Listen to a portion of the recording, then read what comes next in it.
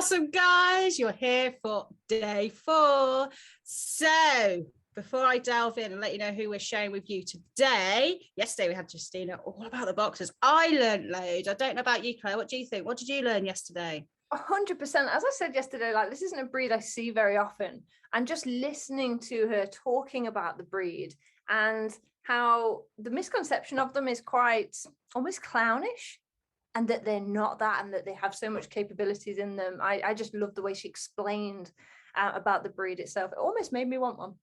Yes, they are such an intelligent breed, and it's just awesome to learn even more about them. Like you mentioned yesterday, I don't see loads of boxers here either, so it's fascinating interview. Yeah, but we are on day 4, so who are we sharing with you today? So today we have Natasha. We have Natasha today. Again, super excited. I've been excited every day, but really excited about this one. Sneak peek, we're talking a lot about play. So let's get started and let's get speaking to Natasha. Enjoy, guys. Today I'm super excited to speak to Natasha Lewis. So first of all, Natasha, why don't you introduce yourself? Tell us a little bit about yourself and also what you do. Okay, so I'm Natasha Lewis, and I'm based down in Dorset, where I run Night Saber Dog training. And as well as Night Saber Dog training, I also run the Positive Belgian. So let me just tell you about Night Saber Dog training first, because that is my bread and butter. So it's my training club, and I basically offer dog training for dogs of all ages, so from puppy all the way up to adults. And I also offer obedience training, rally obedience, and hoopers. So that's what I do on a day-to-day basis. And then I also run another website, which is called the Positive Belgian, and that is all about the Belgian Shepherd breed. So it's about positive training for Belgian Shepherds, because when you step into the Belgian Shepherd world, there is this misconception that Belgian Shepherd needs harsh handling, and they don't need that at all. People think that they're very strong and very difficult dogs, but in fact, the reason they're difficult is because they're uber sensitive, and people just don't see that. So with the Positive Belgian, I'm sort of going to try and change people's perception of the Belgian Shepherd dog, just so that they get a true understanding about what the breed is all about. Oh, that's super exciting. I'm definitely going to speak to you more about that shortly. Yeah, and what dogs do you own? So unsurprisingly, I own Belgian Shepherds. There's actually 4 varieties. So you have got the Tervuren, which is probably the most common known breed of Belgian Shepherd, apart from the Malinois. The Malinois is the short-haired version and is often used by the military and the police as security dogs and protection dogs. The Mallies are normally fawn dogs with a black mask, and they've got short hair. The Tervurens are the same colouring, and they go from a deep mahogany red all the way to like a blonde collar, with a black overlay, and again the black face, the black mask, although the mask doesn't go over the eyes. So if it goes over the eyes, it's too high. Yeah. And they're long-haired. And then you've got mine, which are the Groenendaels. They're the long-haired blacks. And then you have also got the Lakenois, which is the least well-known of the 4 varieties. And coat-wise, think about the same colouring as the Mallee. So they're sort of the red to the fawn, with again the black mask on them. But they, fur-wise, they present more like a Bouvier. Yeah. So it's a harsher, about 2 inches long, the fur is, but it's got like a little bit of not a curl, but more of a wave in it. Yeah. I think that's the best way of describing the coat. So yeah, so there's four varieties in total, and they're all named after the region in Belgium where they originated from. Oh well, that's interesting. I didn't know that. That's interesting. Yeah, so that's where it all comes from. So tell us a bit about your dogs. So I have got my 10-year-old is Sana, homebred. She was the one in the litter that, well, when Luna, her mum, gave birth, she had two contractions really close together and two puppies popped out. And of course she went for one, and then when I lifted up her tail, there was another one there. So Sana is the one that was left under the tail. So she's the one that I actually had to get going when she was born. Oh, wow. So if it hadn't been for me, I don't think she would have survived, because she would have been left there too long while mum took care of the other puppy. So I got her going, and when she was breathing properly, I just popped her on the teat, and then, you know, mum did the rest after that. But I just had to get her going, and it took quite a bit actually to get her going. So I think she was sort of destined to stay here. After that. In the end, you know, I had a couple of people when they came looking round for their puppies in the litter. I had a couple of people that were interested in her, and at the end of the day I couldn't let her go, so she stayed. And then Cassie, she is my 6-year-old now. God, I can't believe she's 6. She's my 6-year-old, and she's my problem child. Again, she was homebred, but because of circumstances, I was left with 3 puppies until they were about 17 weeks old. So we missed out on that really early bonding together, because what happened was that because we had 3 puppies, one went about 12 weeks, but the other stayed until he was 17 weeks. I had litter syndrome. So basically, Cassie bonded with her brother rather than bonding with me, even though I was doing everything separately with them. They still bonded together. And that's one of the big problems that you get when you have 2 puppies from the same litter. Actually, and it doesn't even have to be 2 puppies from the same litter. If you get 2 puppies the same age and you try and raise them together, you will always get some degree of litter syndrome, in my experience, because those puppies are going to be much closer together than they are with you. Definitely. And that was actually quite a difficult thing for me, because I've never had that before. So the previous litter, I kept a puppy back as well, but I hadn't kept one myself. So I wasn't sort of trying to create a specific bond with that puppy, even though with Lewis I did create a very strong bond, or Siri as I called him when he was with me. But yeah, that's a whole other story. We won't go into that one, because I don't think it's relevant to this. No worries. To this chat. So I want to ask you a few questions. Go ahead. What I want to ask first is, what does engagement mean to you? To me, engagement is your dog wanting to interact with you.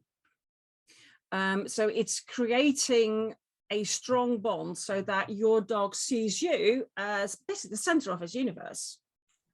To me, that is what engagement, that's what I want. When I'm looking for engagement for my dog, I want my dog just to be in tune with me and what I want, and almost do it because it becomes automatic to do what I want them to do. And that is, to me, that is what good engagement is all about. It's not about the dog not being a dog. It's about the dog wanting to stay with me versus wanting to go off after the birds or going to chase the rabbits or anything like that. To me, it's the dog wanting to work for me. Yeah, because we often do hear that, don't we? My dog will listen at home, but it ignores me on walks. My dog listens at home, but as soon as listen on walks, but as soon as it sees another dog, it doesn't listen. Yeah, and that is, the big solution to that is to get engagement from your dog to you. And it's not easy to do. No. Most people really struggle with this. And I do think it's surprising that people struggle with engagement so much, because, it's hard to compete for your dog's attention with everything else that's going around in the world. And if you're not interesting enough, you're not going to get that from your puppy. So it is finding that balance between going completely over the top and having a dog that's as high as a kite, and being interesting enough that your dog doesn't want to go away from you to have more fun somewhere else. Yeah, definitely. And so that takes me nicely into you're known for your fun, focus and play method that you have with the, so what sort of things do you do in your fun focus? Tell me a little about each element of this. And I imagine there's bits of engagement in going through all of this. Yes, there is. And there's actually a lot of engagement going through the whole philosophy behind my fun focus play process. Because first of all, training should be fun for you and your dog. So that's where the fun bit comes from. Okay, but a focus itself can be, you know, getting focus from your dog can be really, really boring, right? So we're looking at fun ways of getting that focus. So the fun actually has two elements to it. It's the fact that you're enjoying the company of your dog and training your dog and interacting with your dog, and that your dog enjoys being with you, but also that while you're doing that, your dog actually learns to focus on you. So that's the fun focus bit. And the play bit, I think, is really self-explanatory, right? Because one of the biggest things I do with my training method is I teach people how to play with their dog to get that engagement from them. And because you're playing with your dog, you're having fun, your dog is having fun, and you can also use that play as a reward, so you don't have to rely on the treats all the time. Yeah, that's definitely what the whole program is all about. So just for our listeners and viewers, explain a little bit about what you mean by get them to play, because quite often they'll get a toy, you'll go play with your dog, and they'll grab a toy and they'll go, here you go, play with this. They will literally do that, won't they? They will, yes. Or they will get a toy and they just chuck it. Yeah. So it's neither of those. It's neither of those.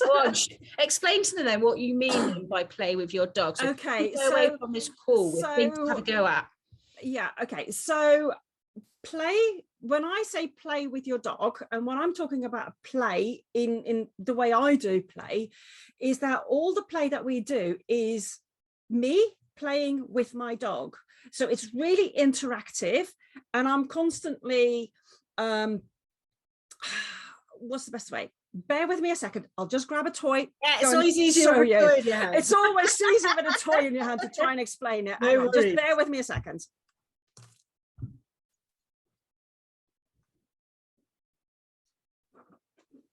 It's okay, sweetie.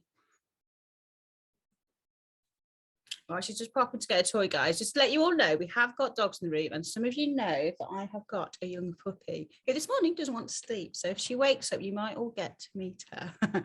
She's just settled at last next to me.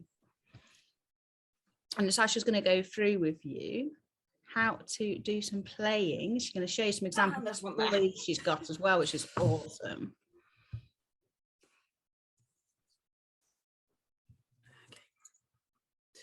I'm back with toys. With toys. Okay, so the simplest way to get interactive play with your dog is by using little tuggy, or one of these little roadkill toy. No stuffing in that, flat, and it has got a little that wake the dogs up squeaky in there. Yeah. Okay, so when I'm playing with the toys, now you should see Cassie, and you can't, unfortunately, but if you could see Cassie, she's now staring at me because I've got a toy in my hand. Okay, and that's what you want. You want them to say, oh wow, we're going to play now. So basically what you do is, when you have a toy, so something like this or something like that, what you do is you make it so if your dog is in front of you, you don't throw it in your dog's face, right? Because that'll put anyone off. You know, when you go and play with your kid, the first thing that you're going to do is not throw the toy right at their face. So why are we doing it to our dogs? I have got a clue, but it doesn't work. Your dog is going to go, whoa, don't want that. But you see it, we do see it often, don't we? Play with me, play with me. I've got this thing. Yes. And the other thing that you don't do is sort of pop it in front of their face and go like, go play with this, play with this, play with this. Again, it puts the dogs off, right? So what you do instead is if the dog is here and you're over here wanting him to play with this toy, rather than pushing it in his face, what you're going to do is you're going to chuck it on the floor and wriggle it. Okay, so you're going to wriggle it. Make it seem like it's like a little snake and it's come alive, right? And then the puppet's going to go. And as you just do that, you move it across their field of vision, right? When you do that, your puppet's going to go, oh, what's that? Ooh, I want to grab that. And then before you know it, your puppy goes, and then you can play tug, right? You can just, and if you've got a puppy, very gentle playing tug, okay? And when I say play tug, I don't mean, that's not playing tug. Playing tug is about just maintaining that tension. And basically, as your dog has got hold of the toy, you're just basically moving it from side to side as your puppy, and your pup might be doing that, but you're not doing that back. Okay, so you're just moving it, keeping that tension, just moving it from side to side. And as your puppy is pulling it, okay, that really creates a really nice, gentle tug to play with your puppy with. Okay, so that is using a tuggy. And as you can see, the tuggy that I use is quite a long one. Okay, and the reason I use quite a long tuggy is because the chances are that my dog is then not going to grab my hand. If you're using a tug that size and your dog keeps grabbing your hand, then the best thing to do is as soon as your dog grabs your hand, you just let go and stop the play. Let your dog calm down a little bit and then try again. If he keeps doing it, if you get something like this, right, which again, your puppy will absolutely love and they'll want to have that in their mouth. What you can do is if you then have got, so this is something on my design, because what I've done is I've taken an extra long tuggy and I've split the end on it so that I can then strangle the roadkill. Strangle the roadkill, yeah. So what I then do is I tie that onto the end. So I tie a different toy. So my dog's favorite toy goes on the end of this, yeah. And then I can do the same thing.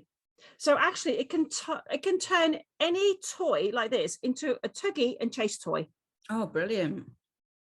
So it's really a good thing of doing it. And then you've got a much longer handle to keep your hand out of the way. So your hand can be slightly higher up. So it's no longer in your dog's reach. And then you can do the same with this. So you can just make it come alive as you're trying to. It's difficult to do it when you're not doing it on the ground. And also when you're doing this type of play, keep it low down because you don't want to encourage your dog to jump up and grab.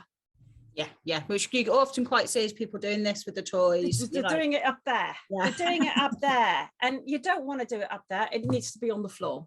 Yeah. That was a really, I liked your description, Natasha. That was really good because it's hard to do on these sort of computer screens and stuff, isn't it? When we've not got. Yeah, and this is why it's so much easier if you actually show some toys. But you know, with these toys, you can tie anything at the end of it. Yeah. You know, so you've got a toy like this, and your puppy keeps going for the handle rather than for the ball at the end or for the fluffy bit. Just tie one of these to it. Yeah, it just keeps those hands away from those puppies. Those sharp. Yeah, and you know, and you don't even have to make these like I have done. You know, you can just get a longer fleecy toy, just undo the ends a little bit. You know, just undo the knot at the end, tie it around a toy, and you've got an extra long tuggy toy. Yeah, quite often keeps your hand safe. Toys a little bit too small, don't they, with the puppies? You get a puppy toy that's this big. Oh yes. I've got some other toys around here somewhere. I can't reach them now because they're right at the other end. Oh, don't worry. That was I really like that description of how you managed to describe it for everyone, because it's, I think, yeah, and play is so important, isn't it? It's really good for like bond building, relationship.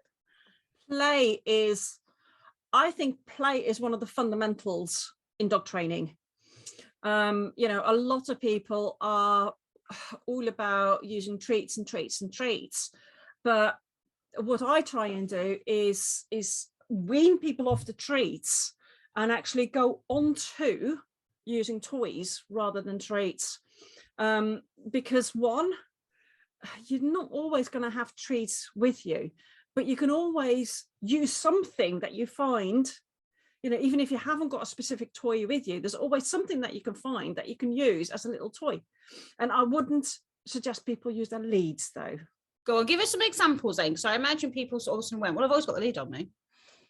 Go on, explain, well, would you use the lead, and give us some examples of what you might use to get a dog playing. If you're like, oh my God, I forgot my toy, I've not got any treats on me, what can I use? Okay, so simple things like if you've got a hanky, you could use a hanky. You could use, you know, you could take a sock off and use a sock. Brilliant. You know, I'm one of these people who normally has got a toy with me. But if I were to forget a toy in the winter, I always have a woolly hat. Yeah. I use my woolly hat if I forgot my toy, because it just brings my dog back with me. And, you know, especially if you've got a really good, what I would call an out. So, you know, getting your dog to give a toy back to you. If you've got a really good one, it doesn't really matter what you're using. It's not going to cause your dog to steal your hat when you're at home. No, it hasn't actually. No, but then I don't leave my hats lying around. Yeah. I know people just be sat there going, surely my dog's going to start stealing my hat. So a bit of management in there. Don't leave your stuff lying around, guys. Yes, yeah. So, you know, if you are having to improvise, then whatever you improvise with, you wouldn't just leave it lying around at home, because, you know, even if especially if you've got a puppy, anything that you leave lying around is fair game. From the puppy's point of view, it's all fair game. So, so again, in the winter, gloves. Yeah. You know, especially there's always the environment as well. What's out in the environment? Leaves, grass. Yeah, grass. I wouldn't advise sticks, but you know, there's always something that you can find that you can interact get your pup's attention with, even if it isn't to play a game of tug. And some people say to me, yeah, but my dog isn't interested. My dog's just barked, if you can hear them. The postman's arrived. She'll stop. Yes, yeah. Postman time. Is it 10:30? Must be. Yeah, must be about 10:30. Yeah, it is just about 10:30. So you know, the easiest solution obviously is just to keep a toy. Just, you know, even if it's one of these little roadkill toys, they're quite small to pop in your pocket. So if you just keep one in your walking, you know, if you've got a special jacket or something that you use for walking, just stick a toy in there and you'll always have one with you. Yeah, that's a really good idea then. Just pop one in your dog. Everyone's got a dog walking jacket, haven't they? Yeah, I've got several, so there's one in each. Yes, definitely. Just like you put your poo bags in your pocket, put your toy in there as well. Yeah. Yeah, and sometimes people say, oh, but my dog doesn't like playing with toys. Well, try it with an old tea towel. Yeah. Old tea towel, put a knot at each end so it becomes almost like a little ropey thing. And then play with it the way I showed you to play with the other toys. And tea towels quite often work. Yeah, so there's something for people to have a try at home, for sure. Have a look what you've got round. You know, it doesn't have to be a specific dog toy. It could be anything. Yeah, I remember anything that your dog likes to play with. A pair of socks. So it's all about learning to understand what your dog likes. It is, yes, and a really good thing to do, you know, to find out what your dog likes to play with, is to sort of grab an awful load of, you know, different dog toys, and just sit down with your dog and just try and wriggle them in front of them, like I showed you before, and see which ones they're interested in. Yeah. Okay. Yeah. And then start grading them. So my dog is really interested in this because it's got a ball on the end, it's got fluff. Oh, it's really loves. It's lovely, isn't it? Really love to play with that. So if your puppy goes for that one every single time, you give it a 10. Okay, 10 means, oh, this is the best game ever. Okay, and then if you've got another toy, maybe just a simple tuggy, and your dog says, yeah, quite like playing with that, but if this is in the plate, then I want to play with that. Okay, but if it's the choice of that, yeah, I'll still play with that. That's probably a 5. Yeah, something like that, it's probably an 8. But if you then combine an 8 with a 5, it then becomes a higher value toy. So it's just, you know, I love toy play, and I love using it as a reward for training, but also just as a way of building that bond between me and my dog. Brilliant. Yeah, that's been really interesting to talk about how much you enjoy using play, because I think play is massively important, and probably not. And I think play is so underestimated as a training tool. It is just it just boggles the mind, because dogs like to play, right? Most dogs like to play, and if you've got a young puppy, then you can really use that playfulness that they have and direct it towards playing with you rather than playing on its own. Yeah, because that is the other thing that people do. So it's like, oh, but my puppy won't play. But what they mean is my puppy won't play on its own because they expect it to interact with the toys when they're just lying there and they're dead. And that's what they literally are, isn't it? That's what it is. You know, if something is just lying on the floor and it's not interesting in any way, shape or form, why should your puppy want to play with it? Yeah. If you animate it, so if you make it move, then it becomes way more interesting to your puppy, and then it'll go like, oh, that's nice. Oh, I'm not sure about that. Oh, but now I'm going to pounce on it. And you'll see all these sort of behaviors from your puppy as they sort of learn to start to interact with these things. And I always, you know, when I've done litters, I've always done some element of toy play with the puppies when they're still in the litter. So I started at about 6 weeks. Oh, this is interesting. So what sort of things do you do with the litter then when you breed? So when I breed a litter, right, from about 4 weeks, I start putting in like a jungle gym. Okay, so basically what I did last time, yeah, and I don't have any photos or anything that I could send you of that. But basically what I did was I put a rope from one side of the puppy pen to the other side of the puppy pen, and I just basically hooked toys off it that were just dangling. Oh. And it basically meant that the pups could then go to the toy and start tugging it. And oh my God, did they tug it. They tugged it so hard that they actually brought the pen in.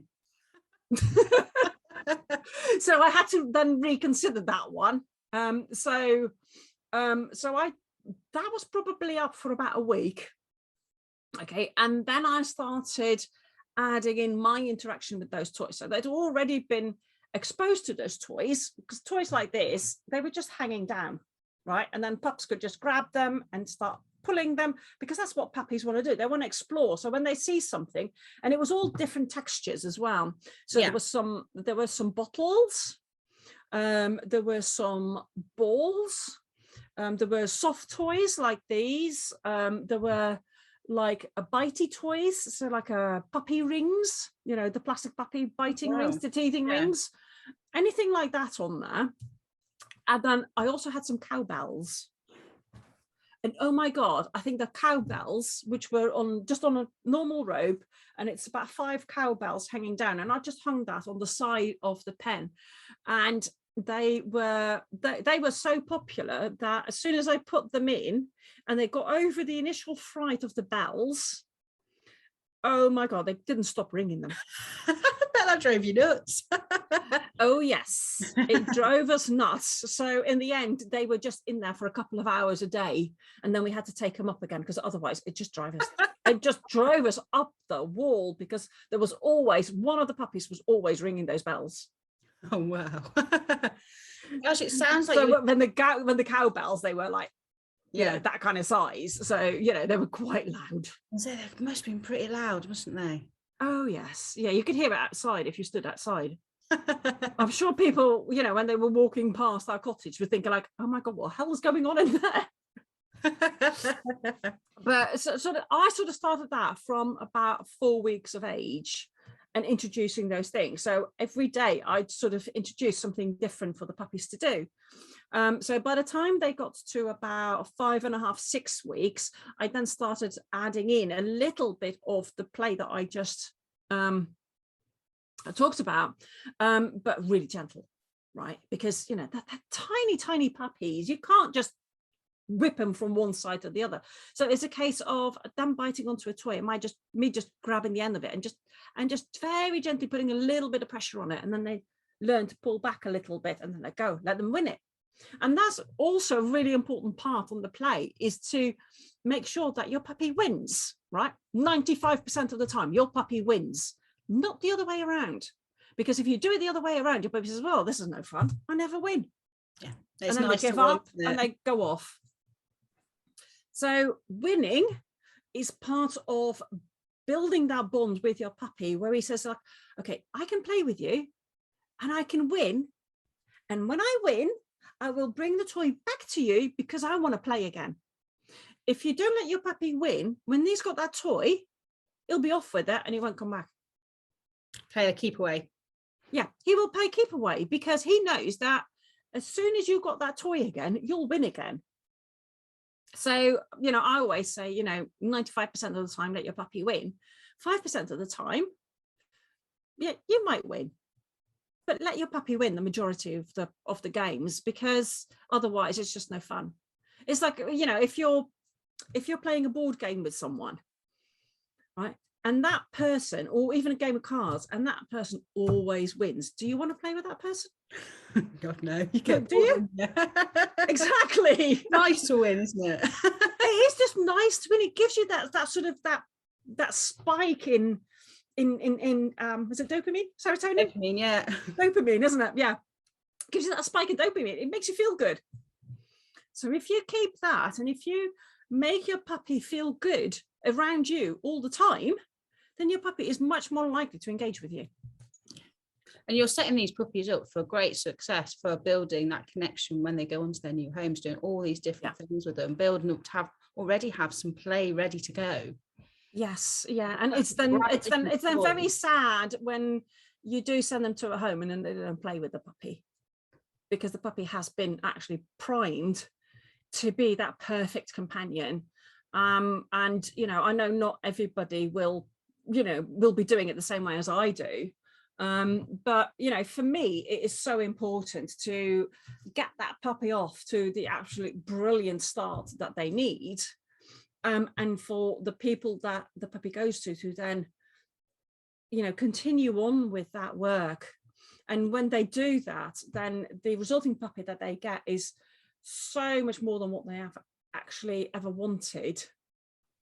And you know, it's also, you know, a lot of time and effort goes into it from my point, you know, from my part when I'm raising a litter, because I just want to make sure that those pups, you know, one, that they go to the right people. So, you know, so don't be surprised if you found a really good breeder, right, that they will ask you tons and tons and tons and tons of questions about you, about your circumstances, about what you want from your puppy, about what you expect to do with your puppy, how you're going to raise that puppy. All those questions, they're all questions that I ask, and I think it's about 50 odd questions that I ask prospective buyers, just to make sure that those puppies go to the right homes. And then when I say, okay, you can have one of my puppies, I match the puppy to the owner as well.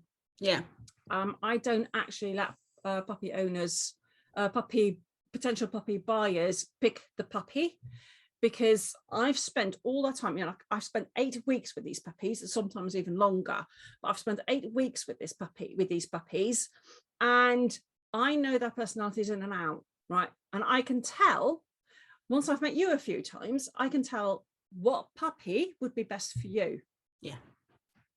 And you know, a lot of, you know, puppy buyers want to pick their own puppies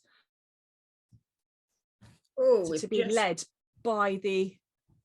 We froze for a sec there, but we're back. We're all right. Okay.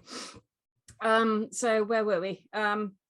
So sometimes it's much better for the breed to let the breeder pick your puppy for you, because you might look at a puppy and think, oh, that puppy is really, really cute. But if that puppy is if you're a first-time puppy owner and you're just looking for the cutest puppy in the litter, that puppy might be completely unsuitable to what you want to do with that puppy. So if you want to just have a pet dog that is quite happy to laze about all day, you don't want the puppy that is racing around the puppy pen going absolutely mad, however cute she looks, all right? Because that's not going to be the right match.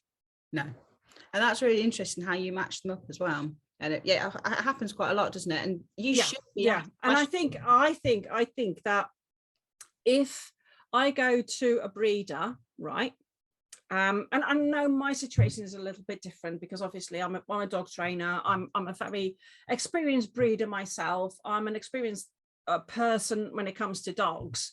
Okay, so I can do certain things with a puppy when I go and see a litter and say, okay, yeah, that puppy is okay for me, that puppy isn't. So I can make those decisions, right?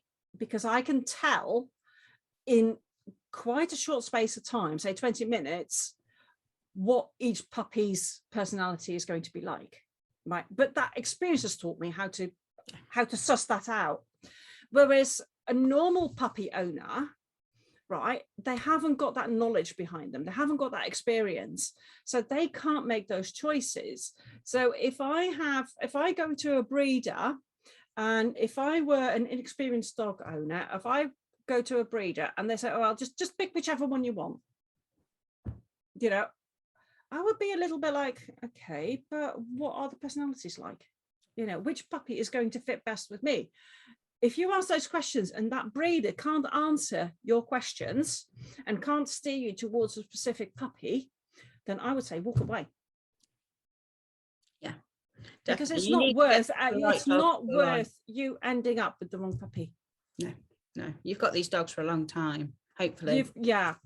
Well, the thing is, the average age of a dog is what, 12 to 15, 16 years? Yeah, Yeah. Apart from your larger breeders, they're a bit shorter, but yeah. So you've got that dog for a long time. So it is a big commitment to get a dog. Yeah, massive commitment, massive commitment. I think it's massive. often I think people have bought them too quickly sometimes. People do, and they go, this isn't quite what I expected. Yes, and you get that a lot. You get that an awful lot, where people say, oh, actually, that wasn't what I expected. I thought I was going to get XYZ, and instead I have got PQY. Definitely. So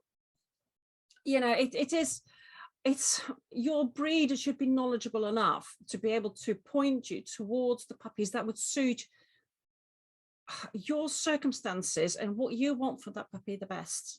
Yeah, exactly. So if there's anyone listening to this that's thinking about getting a puppy, start writing questions down. What questions to ask your breeder, and be expected to be quizzed. And if you're not quizzed, like you said, Natasha, walk away. If they're not quizzing you back, walk away, because they should be as committed to placing the right puppy with you as you are to find that perfect puppy for you. Yeah, definitely. Right, God, we've talked about puppies a lot today, haven't we?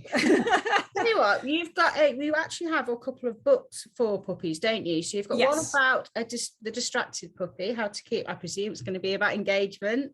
Yes, there's a lot of engagement in that, but also some really nice little tips on how to get the most out of your puppy while you're on a walk.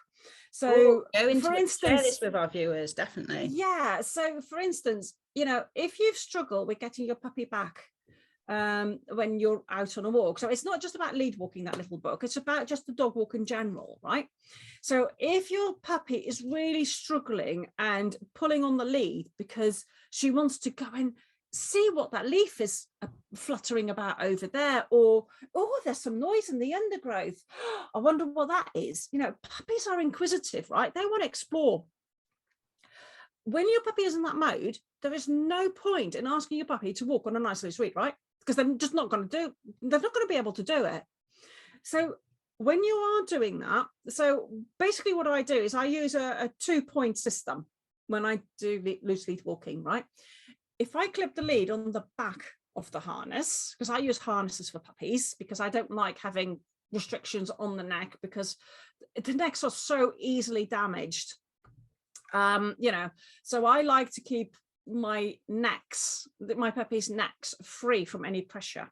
So I use little harnesses. So when you use a little harness, I just happen to have one here.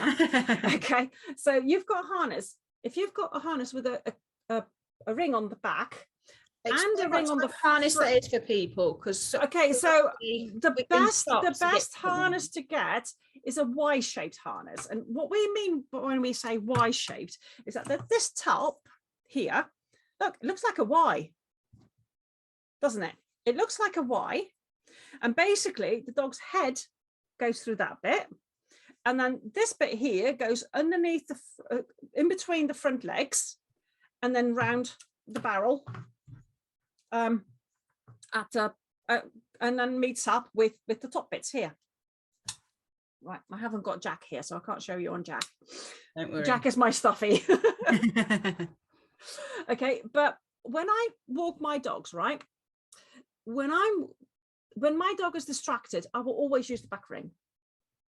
Right, if I want my dog to walk on a really nice loose lead, I use the front ring. If I've only got a normal lead with just with one clip on, I will just change from the back to the front.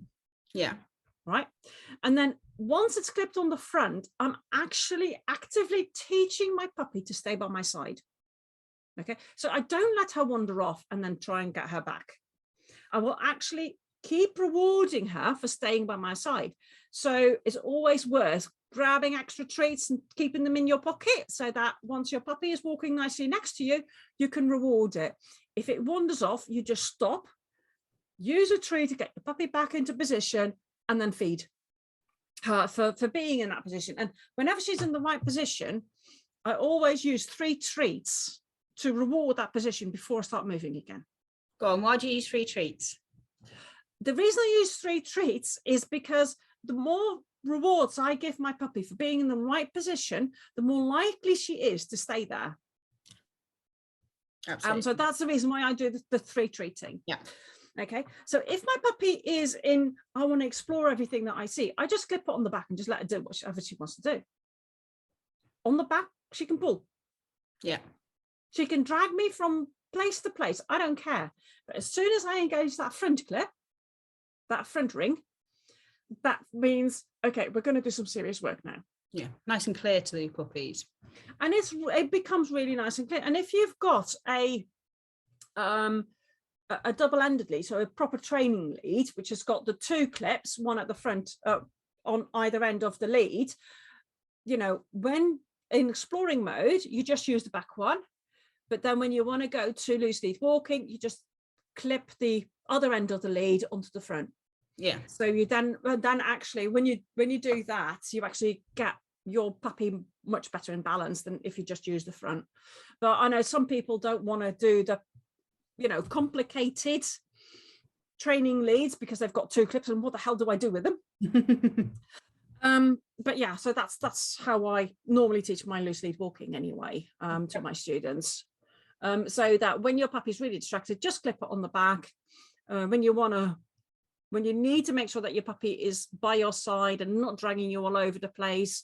You know, for instance, if you're walking along a busy road, that's then the place where I would be concentrating on keeping my puppy by my side, because puppy wandering there can potentially be dangerous, right? So you want to keep your puppy by your side. And, you know, you might not get very far very quickly, but if you're just consistent and say, actually, no, I want you, you know, when you're like this, I want you by my side, you'll be amazed at how quickly your puppy learns that once either the front or both are engaged, this is when I need to be by mum's side. And before you know it, you'll have a puppy that walks on a nice loose lead all the time.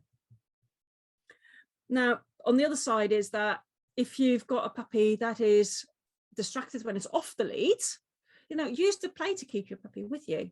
And a really simple tip is that when you take the lead off, first thing you do, rather than just let the puppy go and run away from you, the moment you unclip that lead, engage your puppy in play, they're much more likely to stick with you for the rest of the walk.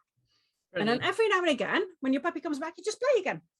Brilliant. They won't wander quite as far if you do that than when you just let them go. Yeah. It's just, again, getting that engagement early on as well when they're super young, which doesn't mean you can't do it when they get older. No, you can, I teach this technique to adult class as well as my puppy classes. Especially let your puppy off let your dog off the lead. Sorry, I've got an itchy eye. If you let your puppy off the lead, or your adult dog off the lead, and it's got this habit of, as soon as the lead comes off, it's already straining to get away from you, show them a toy, take them off the lead, start playing with that toy. So the moment the lead comes off, you start playing, your pup or your adult dog is going to stay with you because, hey, you're fun.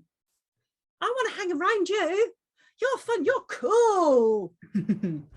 That's such a great tip, to just get that engagement straight away as soon as you're you don't wait until your dog is distracted before you try and get that engagement. Once the dog is distracted, it's too late.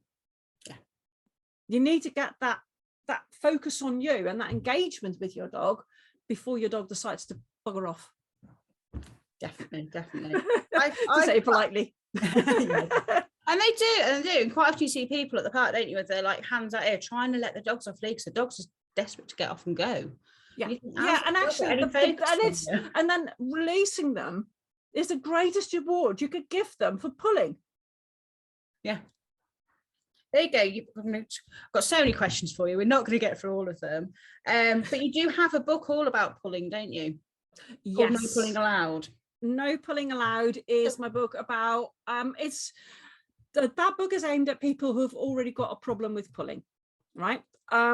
So if you've got a dog that pulls, then having a look at my No Pulling Allowed book will give you 5 basic exercises that you can do with your dog that will reduce the pulling, but it won't reduce them overnight, right? Because training takes time. If your dog has a history of pulling for 5 years, reading my book and trying it for a week is not going to solve the issue, right? If you're consistently doing the exercises that I'm showing you in that book, and one of the exercises is actually how to get your dog used to a harness, okay? Because even if you walk your dog on a harness, quite often your dog isn't completely confident having that harness put on, and that already then puts them in this mindset of, I'm not comfortable here, which then will make them pull even more. Right? So if you get them completely comfortable with the process of putting the harness onto your dog, then your puppy and your puppy, your adult dog, your puppy, whatever it is that you've got, is going to feel much better and much more confident right from the start of the walk. Brilliant. Okay. Another thing is, if your puppy gets overexcited before the walk, bring that excitement down before you step out of the front door. Because if your dog is overexcited and you step out the front door, your dog is much more likely to pull, right? Because they're excited, they're going to pull. So if you can calm them down and then go out, they'll be less likely to pull because they'll be calmer. And these are like the foundations that you need to be getting in there with your dogs. Yeah. What's so easy is miss. The people are just, you get, oh no, how'd you leave the house? Oh, I just get dragged out the front door. Yeah. And it just sets the whole walk up for frustration and anxiety and disappointment, because your dog has dragged you around that whole walk once again. Frustration. It's very frustrating. It is very frustrating when you've got a dog that does nothing but pull you. Yeah. And if you've got a bigger dog, it hurts. It hurts. Oh yeah. You know, shoulder pain. You know, but just a little story of something that happened to me. I used to look after a greyhound. I used to run a daycare and dog walking business, as well as doing the dog training. I haven't got time to do that anymore, so it's just dog training now. But basically, one of the dogs that came to me on a regular basis, they were with me 2-3 days a week, and it was always the way I was running my business was always dogs from one household. So I never had many dogs from different households together, because I just didn't think that was right. So basically what happened was that the dog, the weekend before he came to me that week, had a little accident and cut his leg, well, her leg, and she had staples in it, so she wasn't allowed to run off lead, right? So I was walking her on her lead with her companion, which was a male whippet. So the male whippet was off lead, and he was doing his zoomies around the field, having great fun. And you know, I knew I could let him go, because he would come back every single time you call him. So there was no issue with him just going off and just, you know, going to find the bunnies and trying to find where they were. But he'd never leave the field, or never ever go out of my field of sight. So, you know, it wasn't an issue. And as soon as I called him, we'd be back anyway. So I was walking her on her lead, because obviously I couldn't let her off because of the leg wound. And we came across a lady with a border collie, and she was throwing a ball for the border collie, which was all very well, apart from the fact that Sylvie, the greyhound, was absolutely obsessed with balls. So as soon as I saw her coming into the field, and I was about halfway down, and she was coming towards me with the ball, I sort of shouted at her saying, you know, could you please not throw the ball, because she's got an injury and she needs to be on the lead. So that was all well and good, and the lady came up to me and we had a little chat, and I said, oh, thank you very much for not throwing the ball for your dog, blah blah blah blah blah. You know, I explained the whole situation, kind of thing. And she said, oh, no, not a problem. So she walks past me. She's not 5 meters past me that she started chucking that ball again.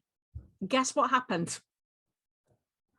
Sylvie spotted the ball and basically went from standstill to about 200 miles an hour in 3 places. Took my arm with it. Ouch.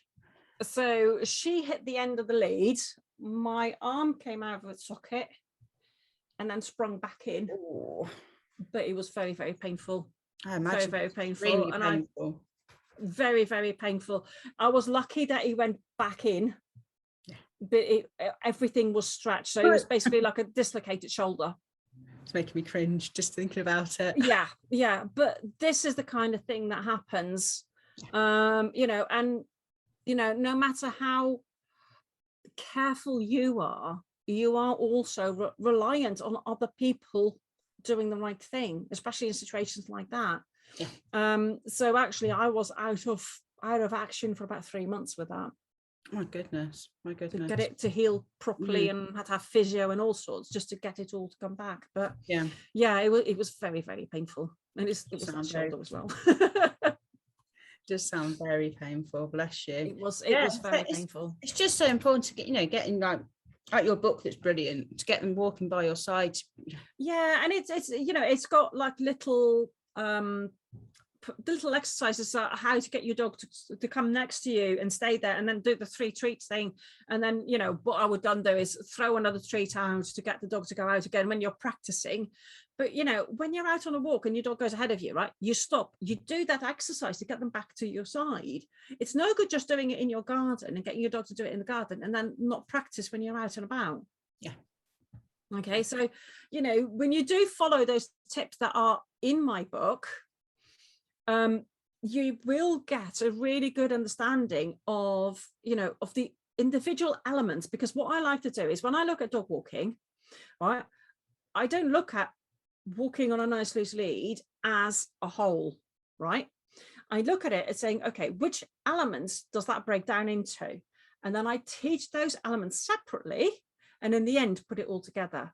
And that's what I've tried to do in the book as well, which is why, you know, you've got the different exercises, and they are, you know, in the book, right at the end of the book, they are explained step by step exactly Brilliant. how to get, you know, how to do it. And then also as a bonus with the book, there's also a short video series as well. Oh, fab. So yeah, people must grab hold of that if they want some help with loose lead walking for sure.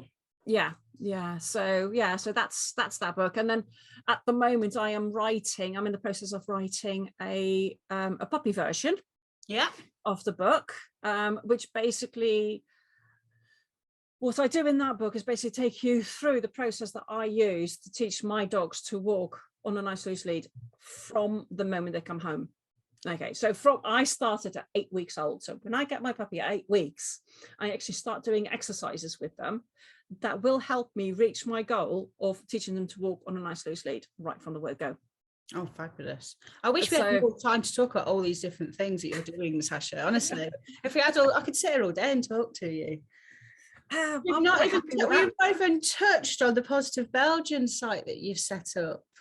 Because you mentioned it very early on. You're talking about how it's often thought that you need to use harsh handling with them. When actually that you said there's all and think they were difficult, but actually they're quite a sensitive breed. And no, they're difficult because they're such a sensitive breed. And I think that is where the misunderstanding is. People think of Belgian Shepherds as hard dogs.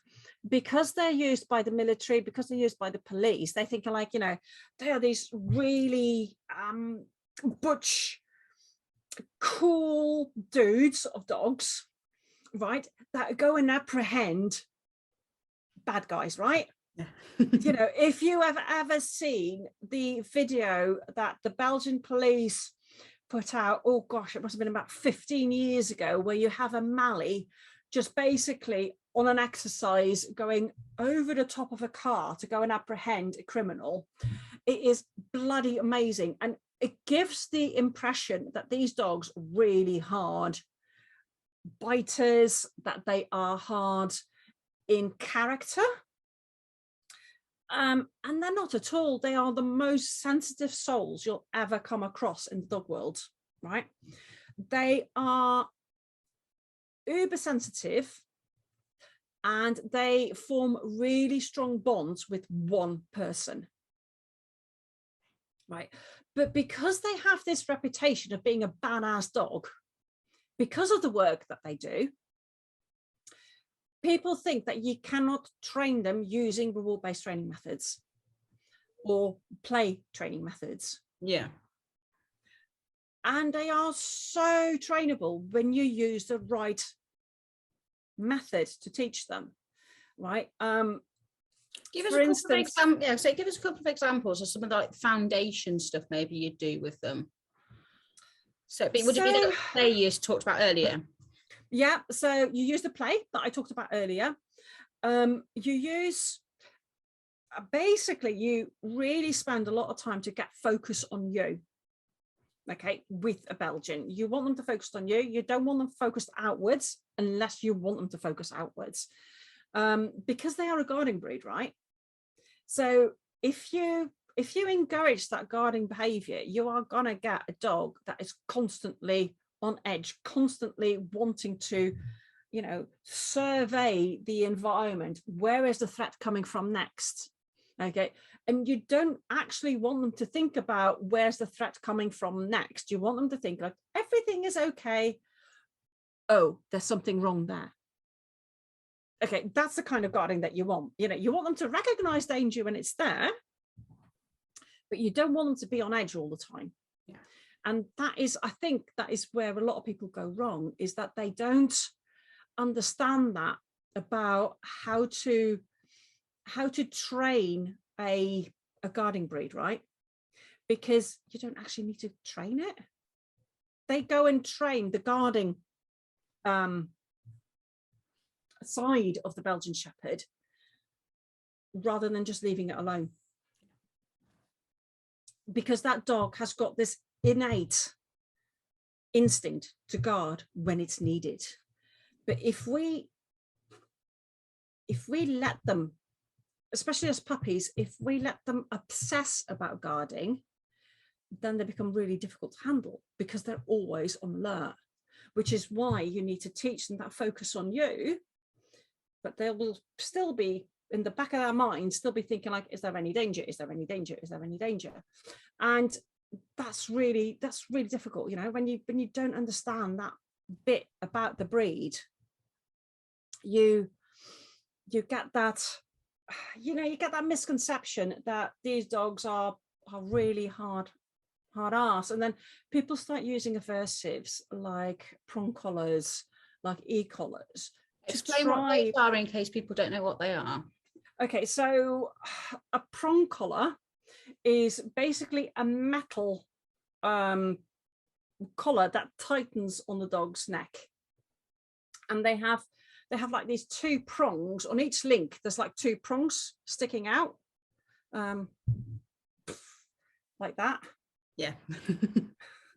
I don't know. Can you see that on the camera? I know what it is, like but like that. Yeah, like that. So that each link has got like these two prongs like that, and these links sort of like link together.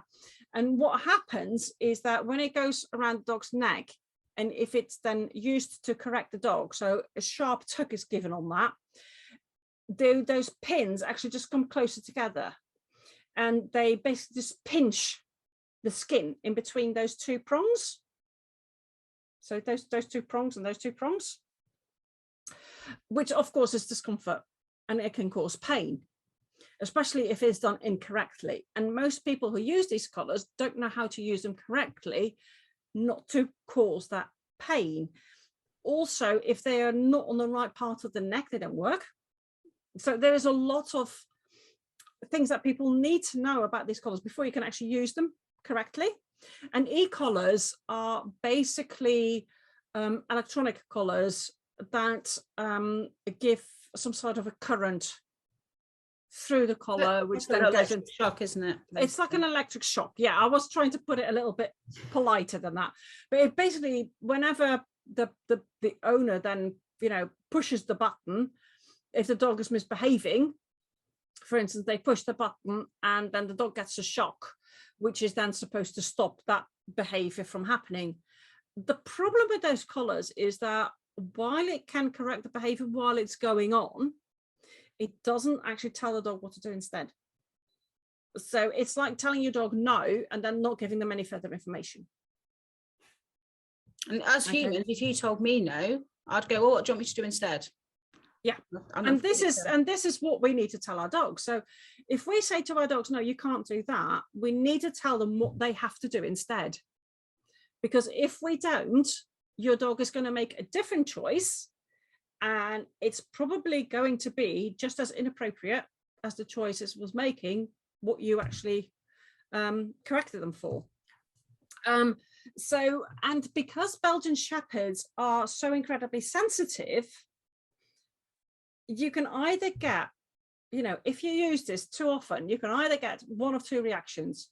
One, the Belgian is just going to come completely shut down and not respond to anything anymore, or it's going to turn around and bite you on the arse.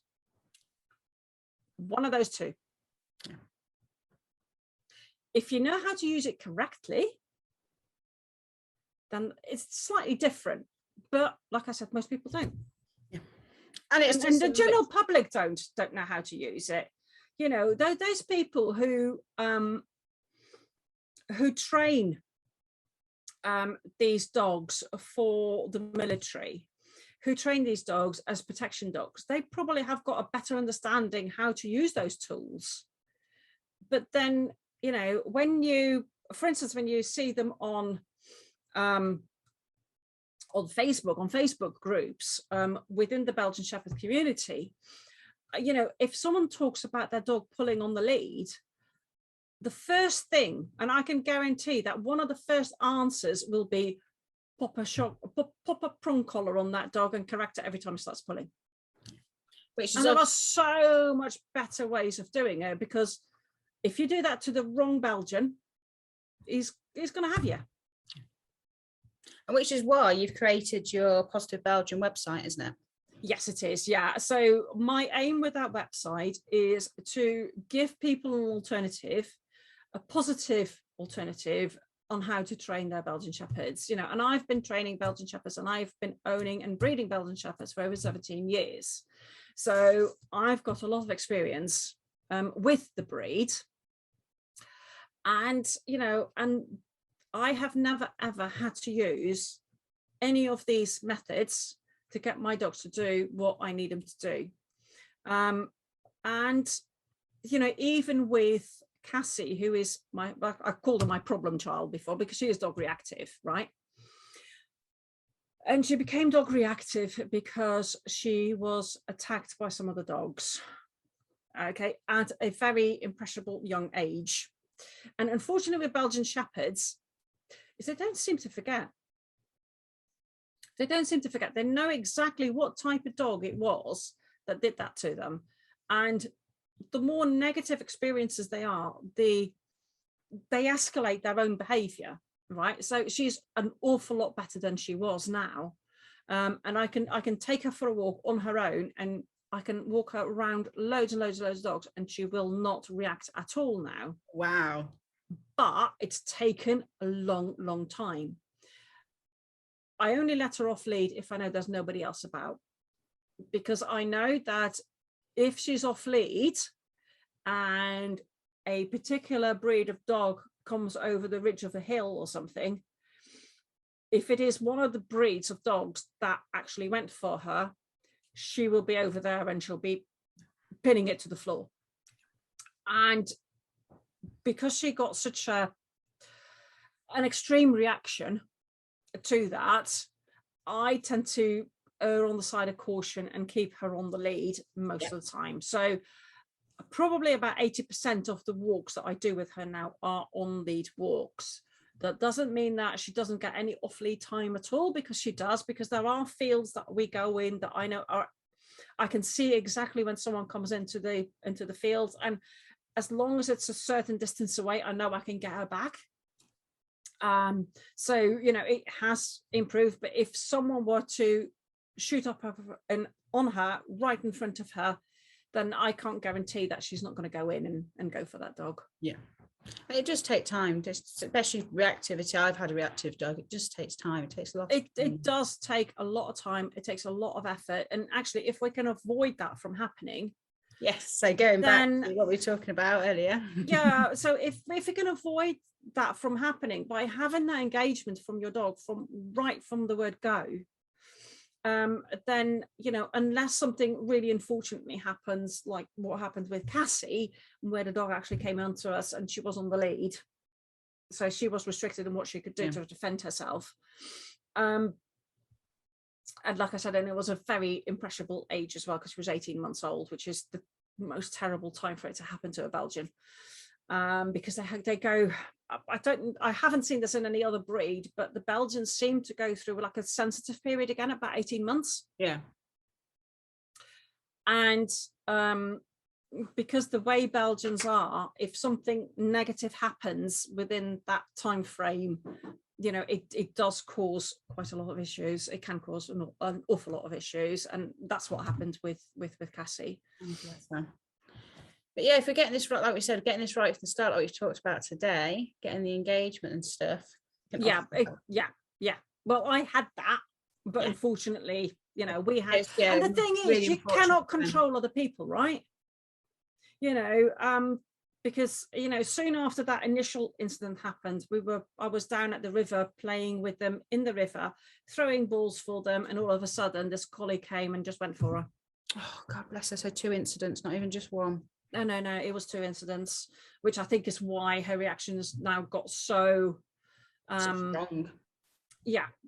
So strong, just because she thought she was safe playing in the river. I thought we were safe where we were. I hadn't seen that dog there before. I haven't seen it since, but it just basically came in, went for her, and then after it finished with her, it went for her mum as well. Oh, God bless you. So he didn't just go for one of my dogs, it went for 2. Oh, God. So that was very unfortunate, but you know, you can't control other people's dogs. No, we really can't, unfortunately. But we can control and look after our dogs, can't we? Yes, we That's can. our ability. We can, yeah. So go on, I'm going to finish it up with then. I'd love to know your top 3 tips for engagement.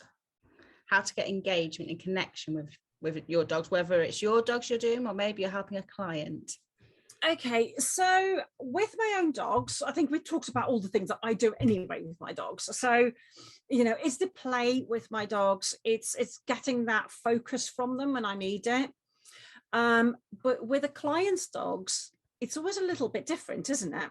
So to get a connection with a client's dogs, first of all, I think for my part, it's being calm and really patient. So when I go and meet a client's dog, right, I'm not going in there immediately fussing that dog, because, you know, that dog's going to go, whoa, I don't know you from Adam. Why are you doing that to me? So I always wait for the dog to come to me.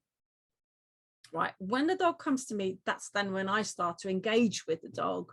So I talk to it, and I don't, you know, even when I'm talking to it, I'm not looking at it directly, because that can be really, really off-putting for a dog, right?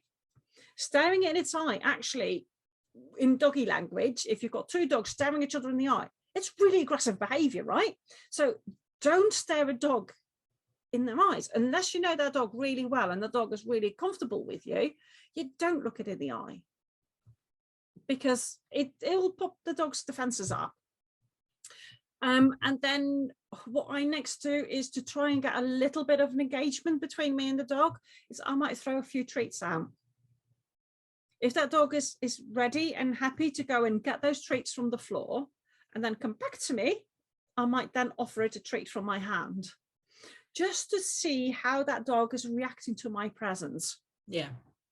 And once I've done that, then after a little while, I might ask it to do a couple of behaviors, like a sit or a down, and see how it reacts to that, and then feed it. And then after that, I'll probably get a little toy out and see if I can engage it in a little bit of play. And go back to play again. Get back to play again, because play is, you know, because it is so important to get that connection with the dog. And sometimes, you know, you get to a dog and you get to a client's house and the dog doesn't actually know how to play. And so then what they can do is start how you showed earlier on. And that's basically what I then do, is that I then start with that kind of thing, what I was showing earlier on, doing that kind of thing. So I get a few toys out, or I ask the owners to get a few toys out and just see if I animate those toys, is there any interest? Yeah. Is there any interest in that toy? No interest in that one. Well, we'll try this one. And we keep going until we find something that a dog is interested in. Sometimes it's a tea towel. Yeah. You know, sometimes it's just a really, really long tuggy. Yeah. But it just depends on what the dog likes. Yeah. And learning about what your dog's like, so important. It is, yeah. And you know, what I said before about, you know, trying to find out what your dog likes, you know, which toys your dog likes. You can do exactly the same thing with treats, right? Yeah, definitely. You know, because sometimes people come up to me and they'll say, oh, actually, my dog doesn't like treats. And then what they've got is like gravy bones. You know, the most boring treat you could ever have. But actually, even if you've got food, you can make it into a game. Yeah. Going back into play again. You're going back into play again. You know, even, you know, like I said before, like with the throwing a little treat out. Yeah. That's already starting play with the dog. Yes, you're using food, but it doesn't matter. And sometimes just having food in your hand and just making your hand go, and then just dropping a treat every now and again. Yeah. To get that engagement, to get that connection between you and the dog. You know, there's lots of ways that you can connect with a dog. And it doesn't, you know, Labradors typically want food, right? But there's not, you can still play with food. It doesn't have to be a toy. Yeah. And once you've got them playing with food, then it's actually quite easy to transfer that food play to toy play. Okay, brilliant. You know, because if you use something like a lotus ball, which is, or a clam, which is basically a ball with Velcro on it, and you put treats inside and then you just close it up. Yeah. And then you can roll that. And then basically the first thing that you do is actually you teach the dog how to open it. But once the dog has figured out how to open that toy himself to get at the food that's in it, you can then start rolling it on the floor. You don't throw it miles, you just roll it on the floor, get a little bit of movement in there. Yeah. The dog will pounce on it, open it up, get the food out. So you can put a little bit more. Then the next thing you do is you have one of these clams and you add a little bit of a string to it. Yeah. So you can then start getting to something like this. Brilliant. But then you have the ball on the, the food ball on the end of it. So the food is in there and you've got a little bit of a longer stretch to it. So you can then start adding in that play and building that play to what I showed you before. Brilliant, brilliant.